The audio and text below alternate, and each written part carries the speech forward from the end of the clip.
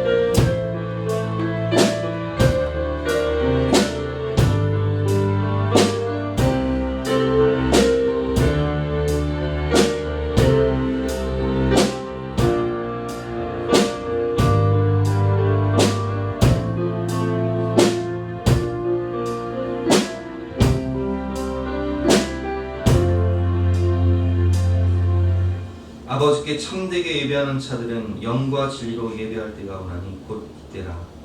아버지께서는 자기에게 이렇게 예배하는 자들을 찾으시느니라. 아멘. 하나님, 이 시간 하나님이 찾으시는 간절한 예배자, 하나님을 사랑하는 진실한 예배자가 되어 주님의 임재 앞으로, 주님의 영광 앞으로 나아가기를 원합니다. 거룩한 보혈로 우리의 마음을 씻겨주시고 성령으로 충만케 하셔서 하늘의 영광을 보게 하시고 주님의 음성을 듣게 하시고 주님의 깊은 사랑을 체험하게 하여 주시옵소서. 감사드리며 예수 그리스도 이름으로 기도드렸사옵나이다. 아멘. 영원하신 성령으로 말미암아 흠없는 자기를 하나님께 드린 그리스도의 피가 어찌 너 양심을 죽은 행실에서 깨끗하게 하고 살아계신 하나님을 섬기게 하지 못하겠느냐. 그러므로 주 예수 그리스도 안에 있는 자에게는 결코 정죄함이 없느니라. 아멘. 사죄를 확신하며 다같이 사도신경으로 우리 신앙을 고백하시겠습니다. 나는 전능하신 아버지 하나님 천지의 창조주를 믿습니다. 나는 그의 유일하신 아들 우리 주 예수 그리스도를 믿습니다. 그는 성령으로 잉태되어 동정녀 마리아에게서 나시고 본디오 빌라도에게 고난을 받아 십자가에 못 박혀 죽으시고 장사한 지 사흘 만에 죽은 자 가운데서 다시 살아나셨습니다. 하늘로 오시어 전능하신 아버지 하나님 우편에 앉아 계시다가 거기로부터 살아있는 자와 죽은 자를 심판하러 오십니다. 나는 성령을 믿으며 거룩한 공교회와 성도의 교제와 죄를 용서하는 것과 몸의 부활과 영생을 믿습니다. 아멘. 다 앉으셔서 함께 찬양하시겠습니다.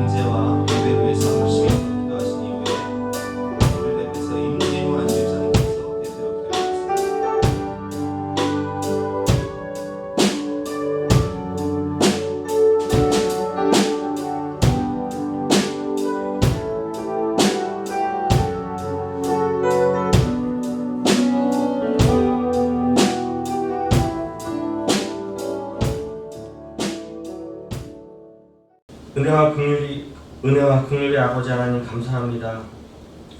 죄와 사망 가운데 우리들을 생명으로 주 안에서 새롭게 거듭남의 축복과 은혜를, 주홍빛보다도 더 진한 죄인된 저희들을 주님의 귀하신 보혈의 공로로 말미암아 구원의 은총을 더하여 주신 아버지 하나님께 감사와 영광을 올려드리오니 오직 주님만이 큰 영광 받아 주시옵소서. 그런즉 누구든지 그리스도 예수 안에 있으면 새로운 피조물이라. 이전 것은 지나갔으니 보라 새 것이 되었도다. 이곳에 모인 저희들 지난날 죄가 죄인지도 모르고 부정한 습관들과 육신과 세상의 것에 집착하며 또한 당장의 유익에 집착하며 세상과 지옥을 향해 내다름치던 사탄마귀에 놓였음을 고백합니다. 그러나 주님의 은혜와 사랑으로 저희들을 주님의 백성, 주님의 자녀로 새롭게 변화시켜 주셨음을 믿습니다. 예전에 나를 잘 알던 지인들은 주일을, 그들이 말하는 일요일을 교회라는 곳에서 시간을 허비한다 말하지만 단언컨대 내가 나의 삶 가운데 가장 잘한 것은 주님을 나의 주로 섬기며 교회로 나와 드렸던 그날의 첫 예배가 진정 축복의 시작이었음을 고백합니다. 너희가 섬길 자를 오늘 택하라. 오직 나와 내 집은 여호와를 섬기겠노라. 여호수아의 고백이 나와 이곳에 모인 우리 예수사랑교회 성도 모두의 고백이오니 주님, 저희들의 이 고백을 받아 주시옵소서. 아버지 하나님, 우리 모두의 눈과 귀를 깨끗하고 정결하게 하여 주시옵소서. 세상의 악한 문화와 유혹들로부터 지켜주시길 간절히 소원합니다. 연약한 저희들이 살아가기에 이 죄가 창궐한 세상은 크고 견고하며 저희들의 힘으로는 어쩔 수 없는 여리고성과 같습니다. 주님의 강한 손으로 붙들어 주셔야, 은혜를 허락해 주셔야 저희들에게 소망이 있습니다. 우리가 예수님의 이름을 부르며 주님을 의지함으로 또한 강하고 담대한 믿음으로 이 세상과 사탄 마귀를 이기게 하여 주시옵소서. 우리의 작고 초라함을 보는 것이 아니라 나의 등 뒤에서, 때론 나의 앞에서 우리를 이끄시는 주님을 날마다 체험하게 하시고 우리에게 주어진 모든 순간순간이 간증이 되게 하여 주시옵소서. 거룩하고 복된 주일, 주님의 사자 목사님을 통해 귀하신 주님의 음성을 듣습니다. 오늘은 어떤 말씀으로 우리들을 새롭게 하시며 새 힘을 주실지 너무나 큰 기대로 말씀을 듣습니다. 우리에게 주님의 음성을 듣는 귀를 허락하여 주시옵소서. 여호와께서 너를 위하여 하늘의 아름다운 복을 여시사 내 땅의 때에 따라 이른 비와 늦은 비를 내리시고 내 손으로 하는 일에 복을 주시는 주님을 믿고 감사드리며 거룩하고 거룩하신 우리 구주 예수 그리스도의 이름으로 기도드렸습니다.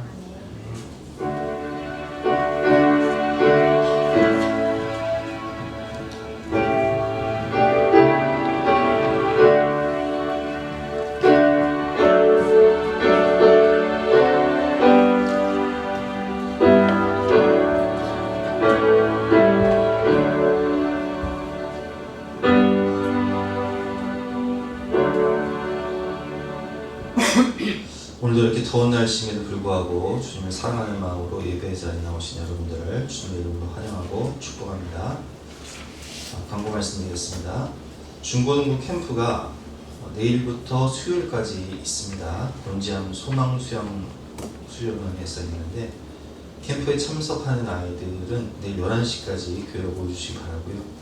그 아이들이 은혜로운 시간, 주님을 만나고 성령을 체험하고 또 하나님 주신 비전을 발견하는 은혜로운 시간이 될 수 있도록 기도해 주시기를 부탁드립니다.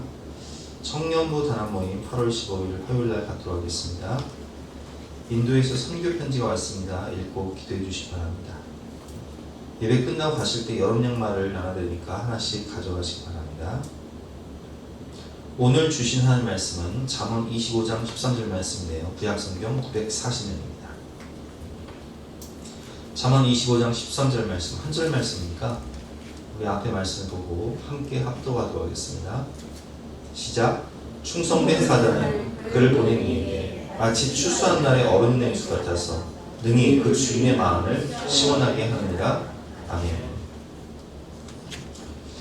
오늘은 주님의 마음을 시원하게 하는 충성이라는 제목으로 본말씀 문제에서 함께 은혜를 나누도록 하겠습니다. 날씨가 너무 덥죠. 낮에도 35도, 36도까지 올라가고 밤에도 28도, 29도 막 이러니까 잠자기가 너무 힘들어요. 에어컨을 켜지 않고는 생활하기가 너무 힘이 드는데 이런 날씨에 또 새만금에서 세계 잼버리를 해가지고 참 우리나라가 참 어렵게 됐습니다. 그 나무도 없는 그 벌판에서, 그늘도 없는 벌판에서 텐트를 치고 일주일 넘도록 웬 고생입니까? 여러분, 추수하는 날, 여름에도 추수를 하잖아요.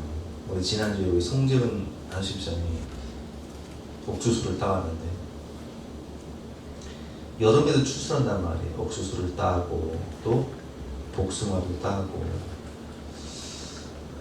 아니 가만히 있어도 더운데 추수하는 날, 여름날에 그냥 아마도 땀이 그냥 비 오듯 할 거예요. 그래서 제가 송주한테 그랬어요. 너무 싸게 팔지 말라고. 여러분, 그 농산물을요 우리가 너무 깎으려고 하면 안 돼요. 아니 세상에 이렇게 더운 날 1년 동안 심고 물 주고 거름 주고 그 추수해가지고 옥수수 하나에 7, 800원 받아봤자 그 뭐가 남겠습니까? 그런데 여러분, 오늘 말씀 보면 충성된 사자는 그를 보낸 이에게 마치 추수하는 날의 얼음 냉수 같아서 능히 그 주인의 마음을 시원하게 합니다. 이렇게 더운 날 복숭아나 옥수수를 추수할 때 땀이 막 비오든다고 막 목이 마르고 지칠 때 누군가 여러분 시원한 화채 같은 거 가져와 보세요. 시원한 얼음 냉수를 가져온다고 생각해 보세요. 얼마나 그 몸과 마음이 시원해지겠습니까?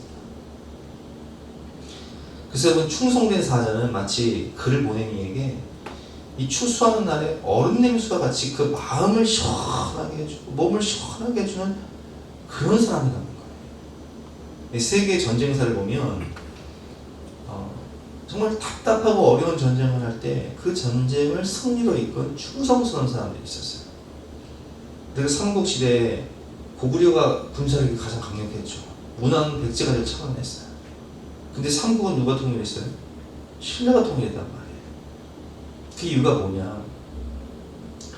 백제와 신라가 마지막 전투를 한 게 황산벌 전투인데 그때에 백제의 계백장군은 5,000명의 결사들을 데리고 전쟁에 나가기 전에 어차피 이 전쟁은 우리가 이기기 힘들다. 왜냐면 나당연합군, 당나라에서 13만 대군, 그리고 신라에서 5만 대군이 몰려오고 있는데 5,000명의 군사만 남아있단 말이에요.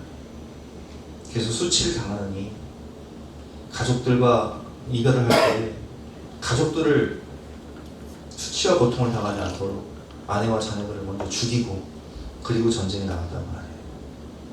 그러니까 여러분, 그 기세가 어떻게 했어요? 죽기를 각오한 거예요. 그러니까 5,000명의 결사대가 5만 명의 신라 대군과 싸우는데 4번 전쟁을 하는데 4번 다 이겨요. 왜냐면 죽기를 각오했으니까, 죽기 살기로 싸우니까. 이 신라가 5만 대군을 끌고 와서 이 백제 5천 결사대를 이길 수가 없는 거예요. 왜냐면 그 사람들이 이미 죽기를 각오한 사람들이니까, 죽기 살기로 싸우니까. 근데 그때 그 전쟁을 이기기 위해서 누가 나섭니까? 화랑들이 나서요. 그 젊은 아이들, 16살, 15살 이런 화랑들이 나서서 그냥 죽음을 각오하고 내가 죽으러 가겠습니다. 그래서 죽어온단 말이에요. 목이 잘려온단 말이에요. 화랑 반창이다. 그걸 보고 우리 자녀 같은 나이잖아요. 우리 애들이 목이 잘려오니까 신라 군들이 눈이 뒤집히는 거예요. 그때부터. 그런데 이제 그때 전세가 바뀌는 거예요. 여러분, 노량해전에서 이순신 장군은 살고자 하는 죽을 것이요, 죽고자 하는 자는 살 것이다 말하며 총을 맞아 전사하면서도 절대 내 죽음을 알리지 말아라 하며 마지막 전쟁을 승리로 이끌었단 말이에요. 그래서 여러분, 이렇게 충성된 사람이 있는 그 나라가 이길 수밖에 없는 거예요. 그래서 우리 주님도 하늘나라를 위해 충성하는 제자들에게 이런 말씀을 하셨죠. 마가복음 8장 34절 말씀입니다. 무리와 제자들을 불러 이르시되 누구든지 나를 따라오려거든 자기를 부인하고 자기 십자가를 지고 나를 따를 것이니라. 누구든지 자기 목숨을 구원하고자 하면 잃을 것이요 누구든지 나와 복음을 위하여 자기 목숨을 잃으면 구원하리라. 하나님의 나라도 원리가 똑같아요. 이렇게 누구든지 자기 목숨을 구원하고자 하면 잃을 것이요 누구든지 나와 복음을 위하여 자기 목숨을 잃으면 충성하면 구원받고 은혜받고 축복받게 되는 것입니다. 그래서 오늘은 하나님의 마음을 시원하게 드리는 충성에 대해서 세 가지만 배워보도록 하겠습니다.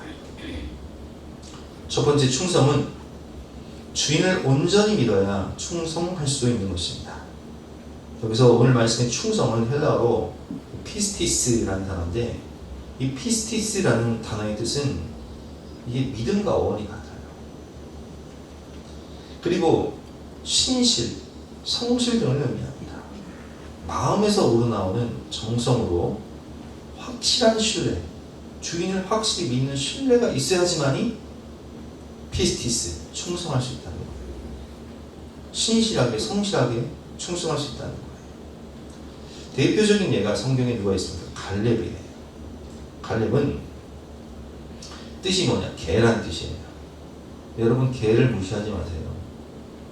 얼마 전에 우리나라 그 산사태가 났지만 그 산사태 집이 무너졌을 때도 그 주인을 지키면서 다 그 자리에 있었던 개를 보세요. 개는요, 사람은 자신에게 은혜를 베풀어준 사람에게 배신을 하지만 개는 배신하지 않아요. 개는 목숨을 걸고 충성을 해요. 갈렙이 그런 사람이었어요. 갈렙은 12 정탐꾼 중에 한 명이었죠. 하나님이 약속하신 적과 꿀이 있는 그 가나안 땅을 정탐하고 알아 40일 동안. 그리고 그들은 보고를 합니다. 10명의 정탐꾼을 말합니다. 그 땅은 정말 하나님께서 말씀하신 대로 적과 꿀이 흐르는 땅이 맞습니다. 하면서 그 땅에서 가져온 그 과일 열매를 딱 먹었죠.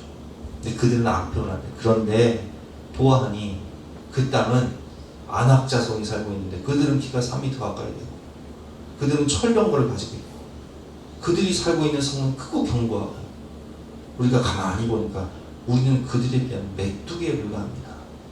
그래서 그때부터 백성들이 그 말을 듣고 민수기 14장 4절 말씀에 보면 이에 서로 말하되 우리가 한 지휘관을 세워 애굽으로 돌아가자 하며 모세와 아론 이 이스라엘 자손의 온 회중 앞에서 엎드린지라 그 땅을 이제 이렇게 악평하며 애굽으로 돌아가자 할 때 그 땅을 정탐한 자 중 눈의 아들 여호수아와 여분의 아들 갈렙이 자기 옷을 찢으면서 말합니다. 7절 말씀이죠. 이스라엘 자손의 온 회중에게 말하게 돼 우리가 두루다니며 정탐한 땅은 심히 아름다운 땅이라 여호와께서 우리를 기뻐하시면 자 하나님이 우리를 기뻐하시면 하나님이 살아계시고 하나님이 전능하시고 하나님이 신실하시기 때문에 여호와께서 우리를 기뻐하시면 우리를 그 땅으로 인도하여 들이시고 그 땅을 우리에게 주시리라. 이게 무슨 얘기냐?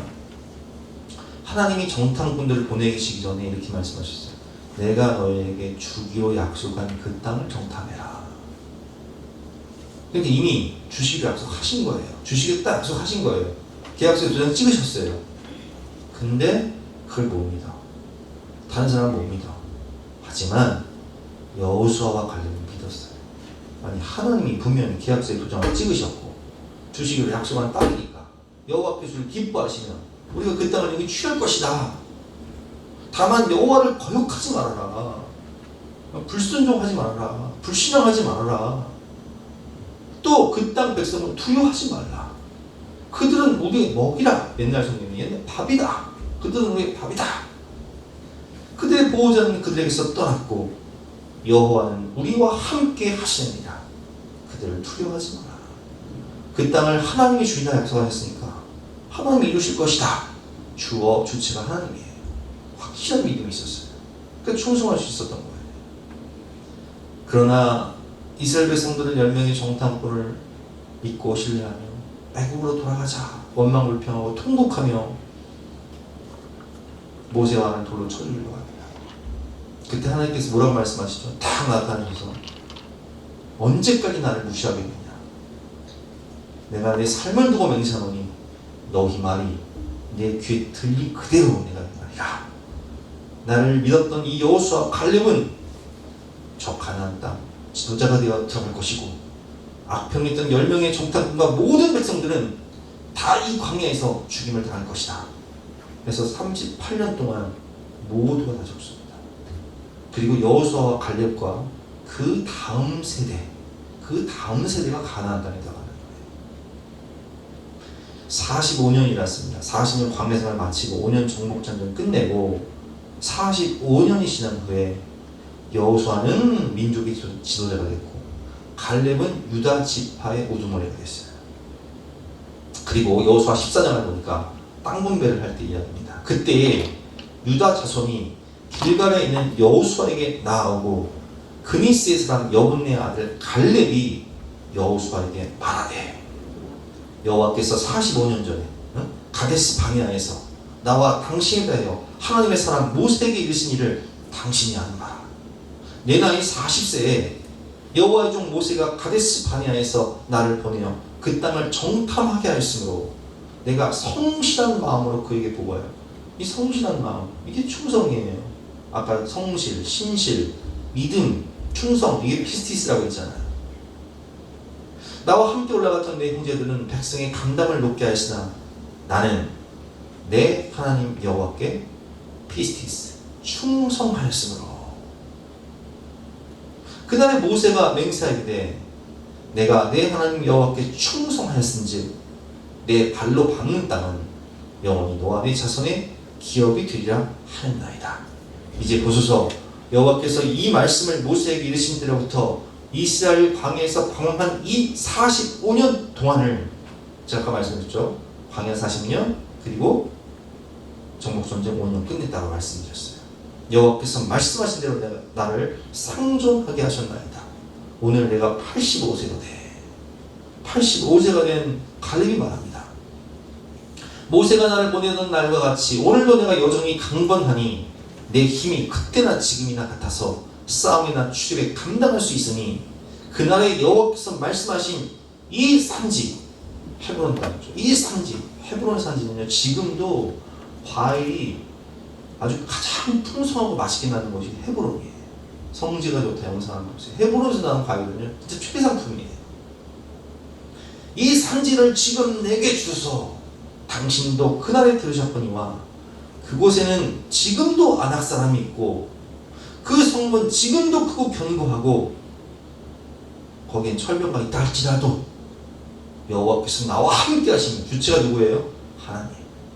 하나님이 나와 함께 하시면 내가 여호와의 말씀하신 대로 그들을 쫓아내리라.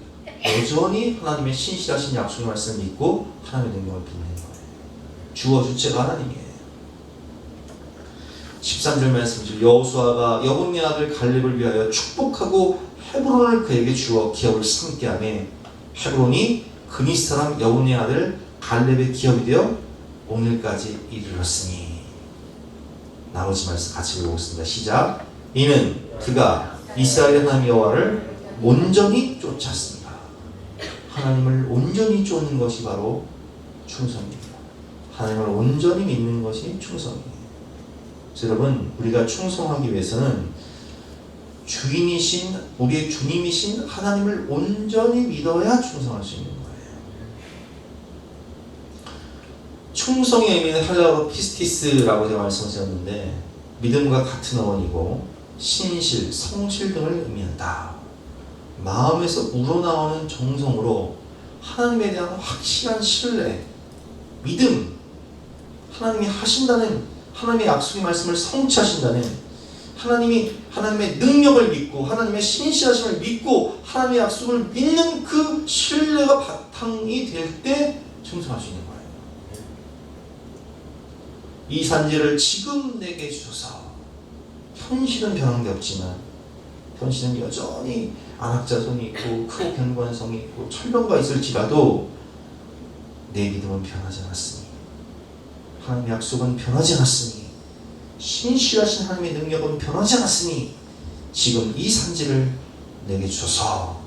믿고 충성했던 갈렙에게 하나님이 그 땅을 주신 것처럼 우리도 갈렙처럼 하나님을 온전히 믿고 신실하신 하나님, 약속을 성취하신 하나님, 전능하신 하나님을 믿고 충성하여 성실하게 충성하여 축복과 은혜를 받는 저와 여러분 되시기를 주님의 이름으로 축원합니다. 이 성령의 열매인 충성은요, 제가 주님의 마음, 주인의 마음을 온전히 헤아릴 때 충성할 수 있다라고 말씀드렸는데, 그럼 마태복음 25장 달란트 비율을 보세요.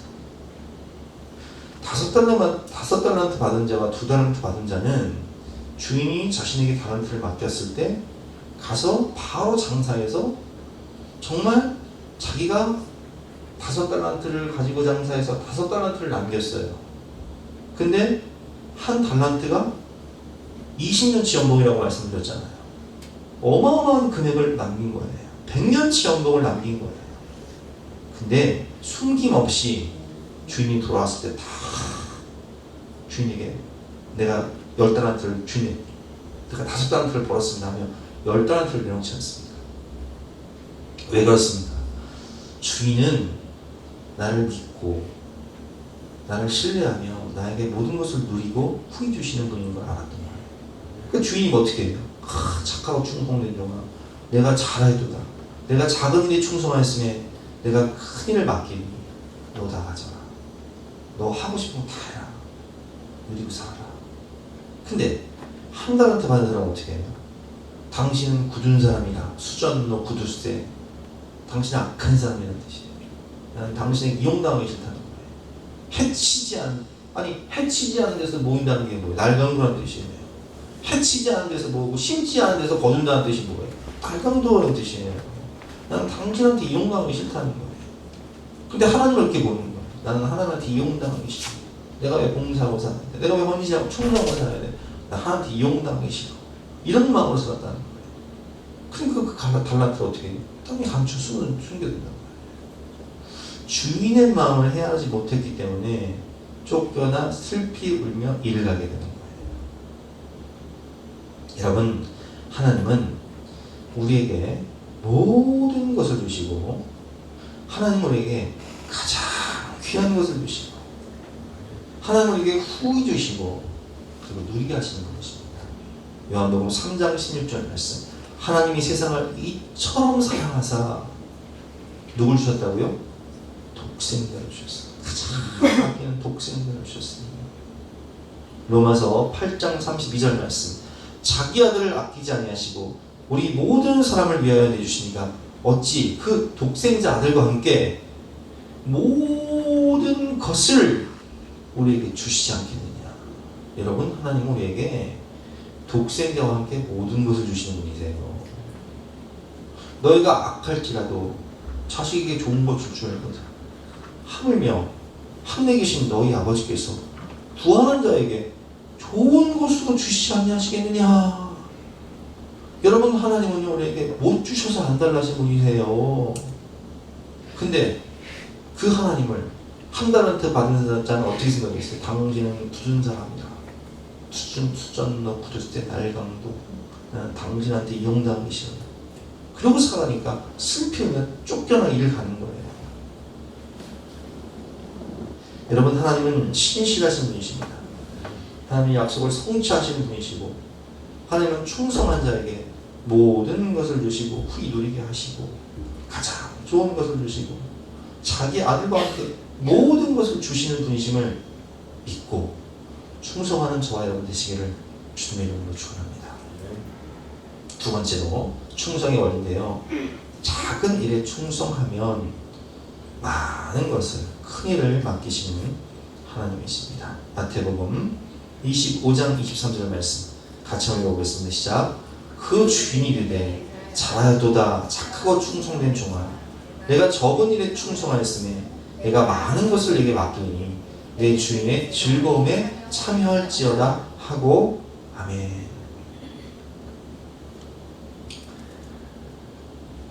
제가 그 주일학교 시절에 중고등부 시절에 선생님들을 보면 여름 수련회를 가면요. 우리 때는 여름 수련회를 가면 뭐 강원도, 뭐 홍천, 뭐 이런 꼴짝이 간단 말이에요. 그러면 아예 그때 뭐 에어컨이 어디 있어요. 그냥 뭐 기도원 하나 빌려서 솥단지 걸어놓고 거기서 수련회를 3박스를 하는 거예요. 그러면 그때 선생님들이 또 수고하시는 우리 어머니 권사님들이 다 오셔서 식사 준비하고 또 수련회 다 진행을 하고 인도를 하는데 그 1년에 한 번 있는 휴가를 다 반납을 하고 오시는 거예요. 제가 그걸 보고 자랐잖아요. 그게 청년기였어요. 제가 청년 시절에 저는 여름이 되면요 7월 8월 이때 이제 유치부 또 아동부 중고등부 청년부 수련을 하잖아요. 그러면 저는 직장을 그만둬 버렸어요. 7월 8월에는 직장을 그만둬 버렸어요. 제가 그 당시에 돈을 못 본 게 아니에요. 한 달에 4,500씩 벌었는데 그냥 7월 8월이 되면 직장을 그만두고 뭘 했냐. 유치부서부터 아동부, 중등부, 고등부, 청년부 수련을 다 쫓아갔어요. 가서 다 봉사하고 수련회 진행할 때 진행도 하고 기획도 하고 또 잡일도 하고 짐도 나르고 운전도 하고 그러고 살았어요. 군 제대하고도 그러고 살았어요. 근데 그걸 하나님 보셨어요. 그렇게 제가 교회를 사랑하고 또 아이들이 변화되고 은혜 받는 걸 기뻐하고 그 모습을 하나님 다 보시고 하나님이 야 넌 주의를 하고 살아야겠다 하고 저를 변화시키신 거예요. 근데 그게요 제가 교육전도를 할 때 여름 행사를 하잖아요. 여름 수련회 또 뭐 선교를 가잖아요. 그러면 뭐 교육전도사 하면서 전임전도사 하면서 부목사 하면서 그 경험이요 저한테는 굉장히 큰 능력과 지혜가 됐던 거예요. 왜냐면 여러분 생각해 보세요. 저는 어렸을 때부터 주일학교 중고등부 수련회 그리고 교사 봉사 다 경험했잖아요. 근데 그걸 경험하지 못한 분이 교육자가 됐을 때와 그걸 다 기획하고 진행을 하고 잡일부터 다 1부터 10까지 경험을 했던 저와 이게 비교가 되겠습니까? 여름 수련회를 하고 수련을 하면 저는 그냥 딱 어떻게 할지가 그냥 딱 나와버려요. 근데 선생님들 불러 모아서 기도회 하고 또 공과공부 다 시키고 또 수련회 가서 답사하고 세팅하고 다 준비하고 그게 저한테 얼마나 큰 지혜가 되고 능력이 되는지 몰라요.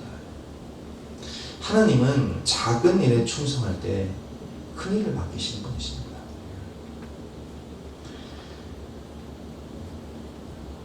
작은 일에 충성했던 다윗은요 목동으로 살아갈 때부터 그는 양을 지키기 위해서 제가 여러 번 말씀드렸지만 여러분 목동이 양을 지키기 위해서 곰이나 사자가 나타나면요 그냥 한두 마리 내어주고 손망실 처리하면 돼요. 아무도 뭐라 하지 않아. 왜냐면 목동은 박봉이에요.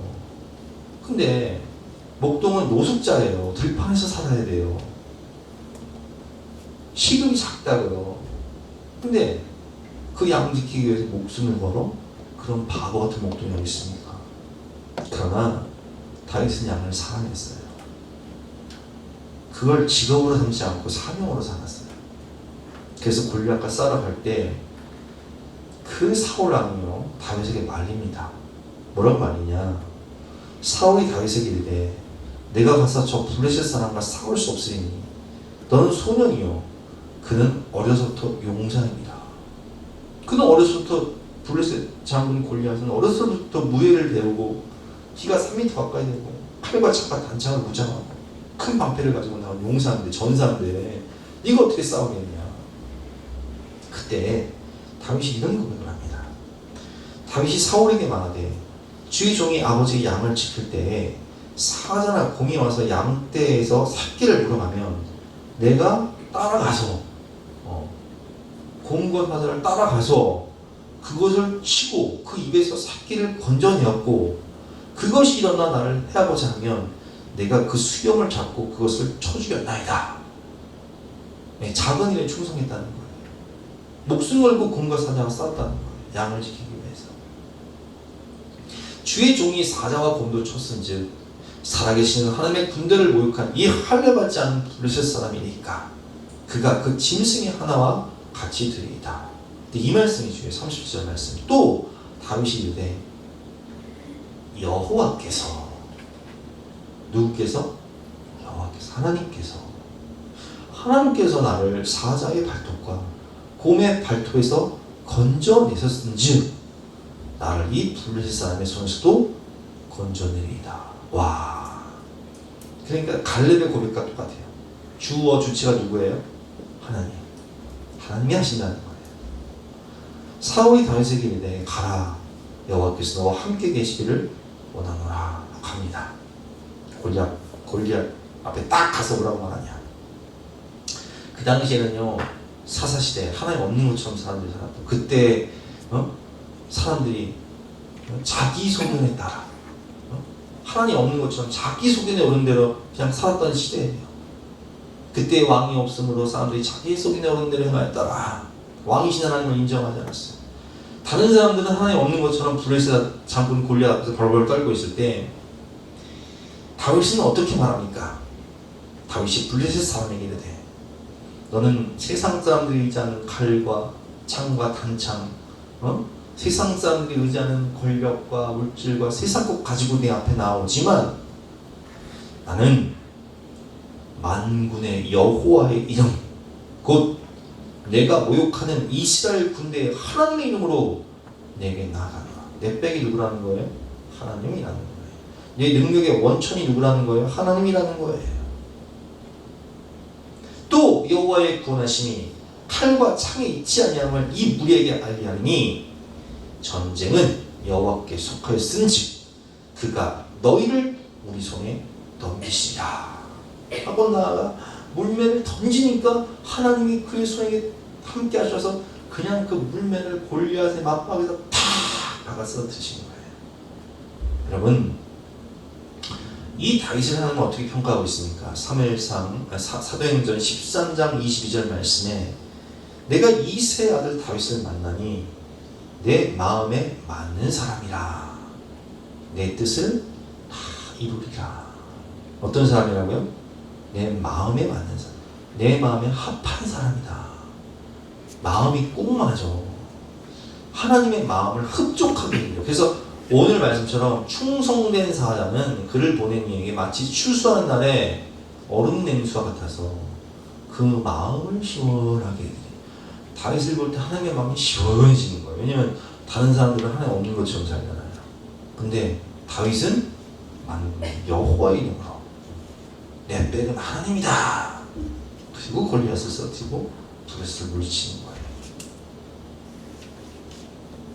여러분, 작은 일에 충성할 때 하나님이 큰 일을 맡기시는 거예요. 누가복음 5장을 보면 제자들을 만났을 때 예수님께서 밤새도록 밤이 맞도록 얻은 것이 없는 제자들에게 뭐라고 말씀하세요? 그물을 깊은 곳에 던져라. 아니, 지금 피곤해서 들어가야 되는데 장사가 안 되면 더 피곤하잖아요. 밤새서 빨리 들어가 쉬어야 되는데 그 그물을 던지게 되면 다시 그물을 씻고 정리해야 된단 말이에요. 시몬이 대답하게 돼. 선생님, 우리들이 밤이 새도록 수고했을 때 잡은 것이 없지만 말씀에 의지하여 내가 그물을 내리리이다. 이 말씀의 의미가 무엇입니까? 우리는 밤을 새서 얻은 것이 없어도 항상 그물을 내리는 성실한 삶을 살았다는 거예요. 여러분, 이 자세가 중요한 거예요. 사람 낚는 업으로 하나님이 그를 보내실 때 이 성실함을 보시는 거예요. 이 충성스러운 마음, 이 신실함. 목숨을 아끼지 않았던 충성스러운 바울의 고백입니다. 사도행전 20장 22절 말씀. 보라, 이제 나는 성령에 매어 예루살렘으로 가는데 거기서 무슨 일을 당하는지 알지 못한다. 오직 성령이 각 성에서 내게 증언하여 결박과 환난이 나를 기다린다 하시나 내가 달려갈 길과 주 예수께 받은 상을 곧 하나님의 은혜의 복음을 증거하는 일을 마치지 않으면 나의 생명조차 조금도 귀한 것으로 여기지 아니하노라. 이렇게 정말 너희가 나를 따르고 아무든지 나를 따르거든 자기를 부인하고 자기 십자가를 지고 나를 따를 것이다. 나를 위하여 죽고자 하는 자는 구원을 받으리라. 이렇게 말씀하신 것처럼 다윗, 바울 이런 사람들은요 정말 충성스러운 하나님의 마음을 시원하게 드리는 사람이었어요. 정탐꾼에 불과했던 갈렙이 유다 지파의 우두머리가 되고, 모세의 시종이라는 뜻은 비서란 뜻이잖아요. 비서에 불과했던 여호수아가 이스라엘 민족의 지도자가 된 이유가 무엇입니까? 하나님을 온전히 믿었던 충성, 작은 일에 충성함으로 하나님이 그들을 들어 쓰신 거예요. 큰 일을 맡기신 거예요. 목동 다윗을 왕으로 불러 세우신 거예요.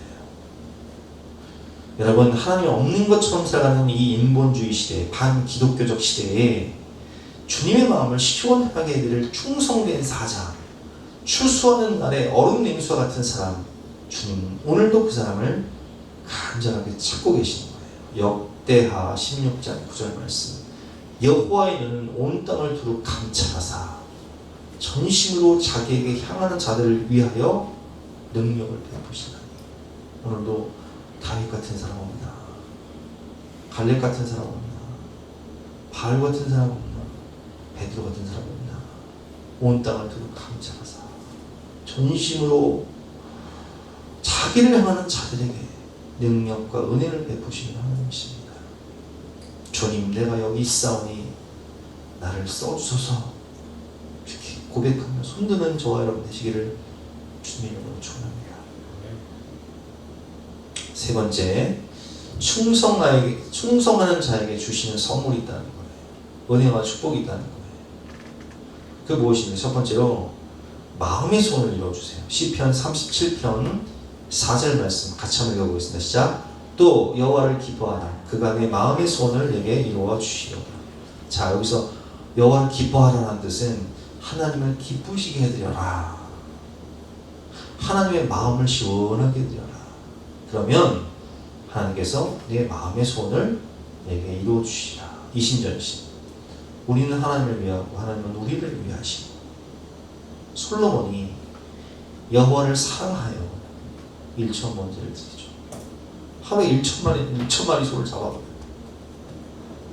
그때 기브온의 밤에 여호와께서 솔로몬의 꿈에 나타나셔서 뭐라고 말씀하십니까? 네 소원이 무엇이냐? 너 소원이 뭐니? 나를 사랑하여 1천 번제를 드린 너의 그 예배를 내가 받았다. 너 소원이 뭐니? 내가 내게 무엇을 줄까? 너는 구하라. 어린 나이에 20살 나이에 왕이 됐던 솔로몬, 왕이 되어 백성을 다스리고 또 심판하는 것이 너무 어려운 일이었어요. 누가 주의 이 많은 백성을 재판할 수 있사오리까? 듣는 마음, 지혜의 마음을 종에게 주사 주의 백성을 재판하여 선악을 분별하게 하옵소서. 솔로몬이 이것을 구하며 그 말씀이 주님의 마음에 드는 거예요. 왜냐하면 11절 말씀에 이 하나님이 그에게 이르시되 내가 이것을 구합니다. 참, 너는 소원도 이쁘게 말하는구나. 자기를 위하여 장소를 구하지 아니하며 부도 구하지 아니하며 자기 원수의 생명을 멸하기를 구하지도 아니하고 오직 송사를 듣고 분별하는 지혜를 구하였으니 내가 내 말대로 하여 내게 지혜롭고 총명한 마음을 주니 내 앞에도 너와 같은 자가 없었거니와 내 뒤에도 너와 같은 자가 일어남이 없으리라. 내가 구하지 아니한 부귀와 영광도 내게 주오니 내 평생의 왕들 중에 너와 같은 자가 없을 것이라. 솔로몬이 구하지 아니한 부귀와 영광도 주세요. 왜 그래요? 그가 주님의 마음을 기쁘시게 하니까 하나님도 그의 마음의 소원을 들어줄 뿐만 아니라 보너스를 주십니다. 보너스. 지혜 플러스 부귀 플러스 영화를 주시는 거예요. 영광을 주시는 거예요. 여러분, 세상 나라도 그렇습니다. 페르시아와 바벨론이 전쟁을 할 때 바벨론은요 어마어마한 이 이스라엘 백성들이요 포로 70년 기간 동안 뭐 한 줄 아세요? 바벨론 성 쌓았어요. 바벨론은 아수를 무너뜨릴 때 이 공성전, 결국은 예루살렘도 공성전, 성을 에워싸잖아요. 고대 전쟁은. 이 공성전이기 때문에 얼마나 이 성을 크고 높고 견고하게 쌓느냐가 전쟁을 결정하는 거예요. 그리고 이 바벨론의 이 성은요 이 강을 중심으로 해서 물을 끌어 들어가지고 농사까지 지었단 말이에요. 그러니까 이 성은 난공불락의 성이에요. 도저히 무너뜨릴 수가 없는 성이에요.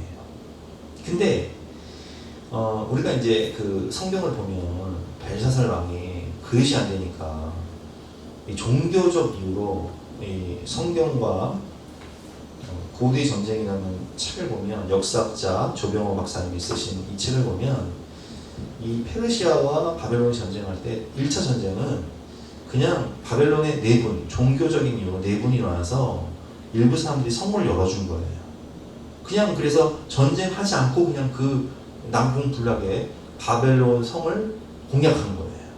근데 이 성은 세계 7대 불가사라고 하는 이 공중정원까지 있었던 그런 견고한 성이었잖아요. 근데 세월이 지나서 그 문제가 해결되니까 바벨론 사람들이 독립하기 위해서 반란을 일으켜요. 근데 이 반란을 일으킬 때 얼마나 철저히 준비했냐. 마치 계백 장군이 그 가족을 죽인 것처럼 공성전을 할 때 가장 중요한 게 버티는 거잖아요. 버티기 위해서는 식량을 철저히 아껴야 되니까 집집마다 밥을 할 수 있는 여자 한 명씩, 엄마면 엄마, 딸, 이렇게 한 명씩만 남겨두고 다 죽여요. 전투력 있는 남자들은 다 살리고. 그리고 딱 버티는데 19개월을 버텨, 19개월. 그러니까 성경에 나오는 이 다리오 왕이 이 성을 점령하기 위해서 19개월 동안 전쟁을 하는데 도저히 어떻게 해볼 수가 없는 거예요. 근데 그때 다리오 왕과 함께 7명의 왕 후보에 뽑혔던 조피로스라는 충신이 있습니다. 이제 그래서 다리오 왕 뽑히고 왕이 되고 조피로스는 신하가 됐는데 이 조피로스라는 장군이 어느 날 다리오에게 딱 찾아오는데 코와 귀를 잘라버리고 다리오 왕에게 찾아가요. 다리오가 깜짝 놀라죠. 아니 어떻게 된 거냐? 왕이 저의 코와 귀를 자른 겁니다. 자, 이제부터 저는 왕에게 평화롭게 돌아가자고 권면한 걸로 하고 왕은 저를 배신자로 낙인시켜서 코와 귀를 자른 걸로 하고 내가 적국에 가서 투항하겠습니다. 내가 배신자가 되겠습니다. 그리고 그들의 마음을 얻어 제가 성문을 열겠습니다. 이렇게 제시한 거예요. 그리고 바벨론에 투항을 할 때 코와 귀가 잘려가지고 오니까 사람들이 안 믿을 수가 없잖아요. 내가 사실은 이 19개월 동안 이 바벨론 성을 점령 못하니까 이제 왕이시여 고국으로 돌아갑시다 충언을 했더니 왕이 나의 귀와 코를 잘랐다. 이제 나는 이 바벨론의 충신이 되겠다 해가지고 바벨론 사람들의 마음을 얻어가지고 페르시아와 전쟁을 할 때 그러니까 짜고 치는 고습을 하는 거예요. 내가 그대의 마음을 얻어가지고 성벽을 지키는 지휘관이 될 테니까 이제 전쟁을 할 때 나에게 몇 천의 군사를 희생시키십시오. 그럼 내가 그들의 수장이 되겠습니다. 해가지고 이 성을 지키는 지휘관이 되어서 약속한 날짜에 이 바벨론 성에 문을 열어줘요. 그래서 페르시아가 이 성을 점령할 수 있었던 거예요. 9군이 달린 이 전쟁에서 충신 조피로스 때문에 다리오 왕이 승리를 하잖아요. 그럼 어떻게 됐을까, 이 조피로스는? 다리오 왕은 이 성을 점령한 다음에 이 바벨론 제국의 모든 영토와 이 성을 충신 조피로스에게 다 줘버립니다. 네가 다 다스려. 네 마음대로 해. 세금 면제. 와, 평생 세금 면제. 그래서 조피로스는요, 바벨론이 다스렸던 이 모든 영토와 모든 성들을 차지하고 세금을 면제를 받게 됩니다. 여러분, 충성의 결과는 모든 것을 누리고 받게 되는 것입니다. 두 번째, 충성의 결과는 하나님이 영원한 하늘나라를 그에게 주실 때 그냥 주시는 것이 아니라 생명의 면류관 의의 면류관을 주시겠다 약속하셨어요. 바울은 디모데후서 4장, 그의 유언장이죠. 천국에 가기 전에 이렇게 유언을 합니다. 나는 선한 싸움을 싸우고 나의 달려갈 길을 마치고 믿음을 지켰다. 나는 죽도록 충성했다. 이제 고로는 나를 위하여 의의 면류관이 예비되었으므로 주 곧 의로우신 재판장이 그날에 내게 주실 것이며. 뭘 주신다고요? 의의 멸류관. 내게만 아니라 주의 나타나심을 사모하는 모든 충성된 자에게 이걸 다 주신다는 거예요.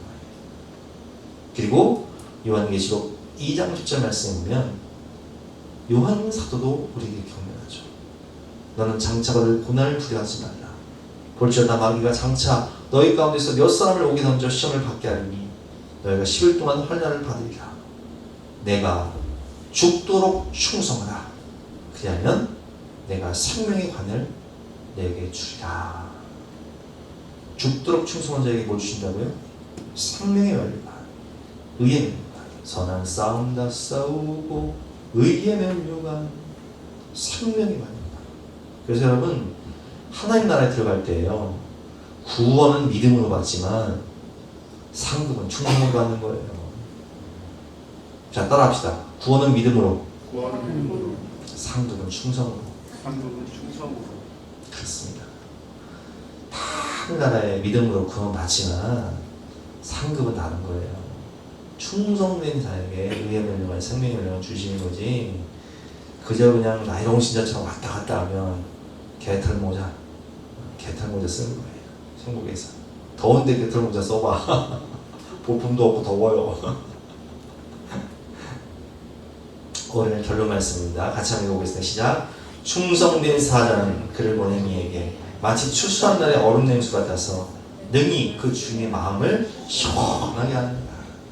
여러분, 우리 모두 좋으신 하나님의 마음을 헤아리고 하나님을 갈렙처럼 온전히 믿고 다윗처럼 작은 일에 충성하면 주님이 우리 마음의 소원을 이루어주시고 영원한 나라 생명의 멸류관, 의의 멸류관을 주시며 작은 일에 충성한 자에게 큰 일을 맡기시고 그 주인의 즐거움에 참여하게 하는 모든 것을 누리고 살게 하시는 축복과 은혜를 주신다는 거예요.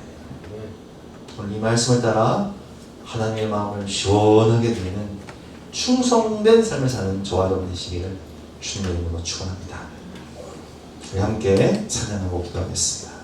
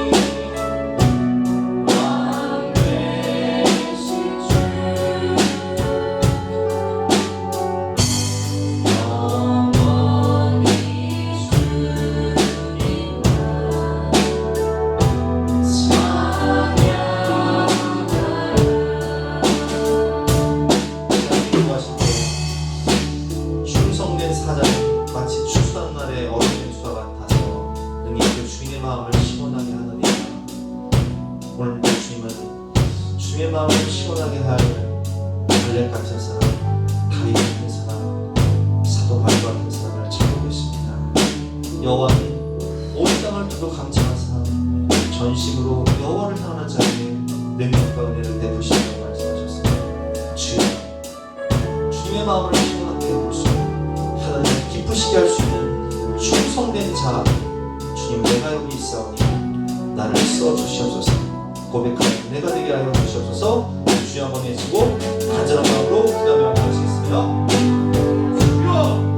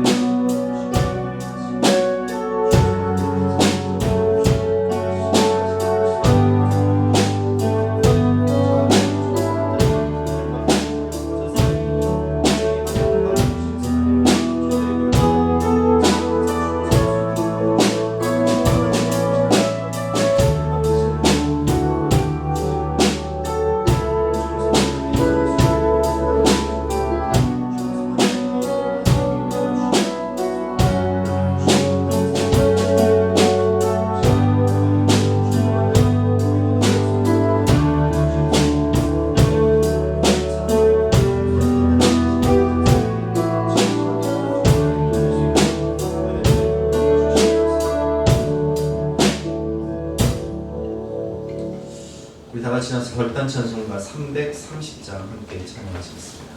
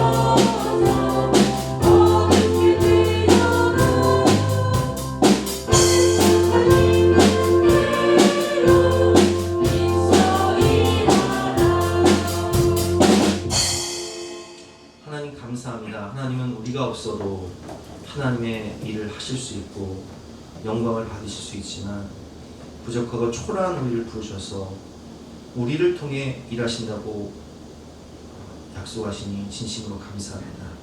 주여, 나는 부족하고 나는 연약하지만 신실하신 하나님, 약속을 성취하시는 전능하신 하나님께 쓰임받기를 원합니다. 온전히 충성하기를 원합니다. 결단하며 나아가는 하나님의 백성들에게 하나님께서 우리 인생을 통하여 영광을 받아주시며 우리 마음의 소원을 이루어주시고 의의 멸류관, 생명의 멸류관, 저 영원한 나라의 아름다운 상급과 축복을 다 받는 축복과 은혜를 부어 주시옵소서. 오늘도 먼저 그의 나라와 그의 의를 구할 때 이 모든 것을 더하시는 축복을 주실 것을 믿고 감사드리며 예수 그리스도 이름으로 기도드렸사옵나이다. 아멘. 지금은 우리 구주 예수 그리스도의 은혜와 독생자를 주신 영원하신 사랑과 성령님의 감화감동 역사하심이 우리 모든 성도님들 머리머리 위에, 앞날 위에, 가정 위에 지금부터 영까지 함께 하시기를 간절히 축원하옵나이다. 아멘. 네.